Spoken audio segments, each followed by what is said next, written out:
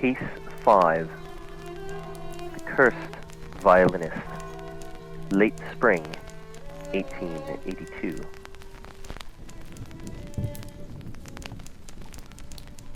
As a lover of music, I often took in recitals and performances held across the city. In late April, I was pleased to obtain tickets to a performance by the noted French violinist Bertrand Grenier at St. James Hall on Regent Street. Grenier's baroque recital began well, much to the delight of the audience, but some 15 minutes into his performance, the violinist seemed to sicken, becoming sweaty and pale. When he stopped and seemed to stumble, a few voices whispered that he was drunk or with fever. He attempted to continue, but collapsed unconscious onto the stage. Both the violinist's agent, Henri Pichet, and I rushed onto the stage to render assistance. As I leaned down to check on Grenier, I was momentarily taken aback by the Frenchman's violin, the strings of which I was sure were wiggling of their own volition, surely a sign of supernatural involvement.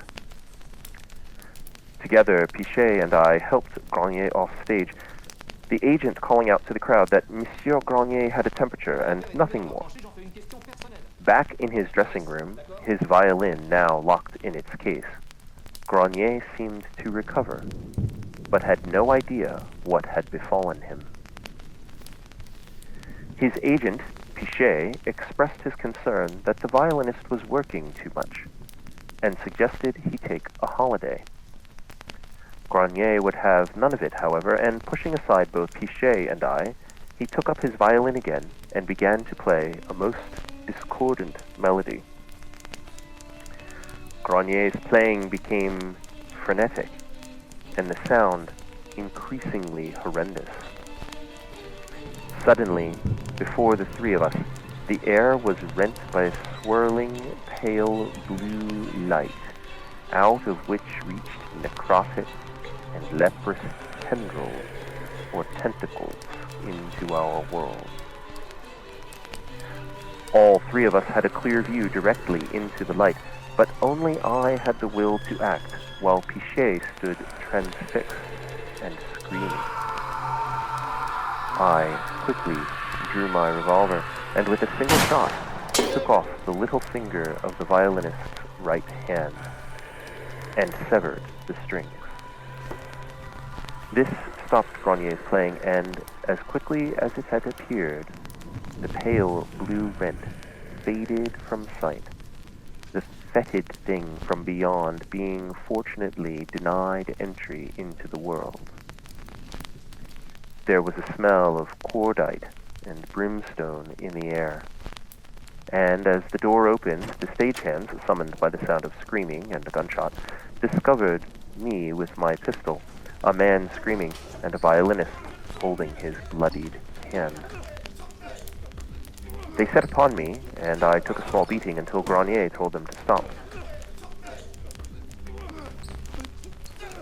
Grenier gave laudanum to his agent, which calmed him, and in response to several questions, told me that he was given the music by an old woman outside a theater in Paris.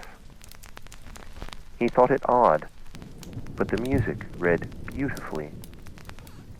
When he went back to find the old lady the next day, he found that she and the theater had disappeared. This was the first time he had performed it in public, and there had been no ill effects during rehearsal.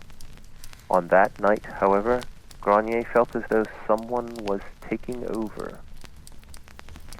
Looking down at his violin, he was horrified to see that the strings now consisted of taut lengths of greasy flesh that wept blood as he played, and he would swear had a single eye at their ends.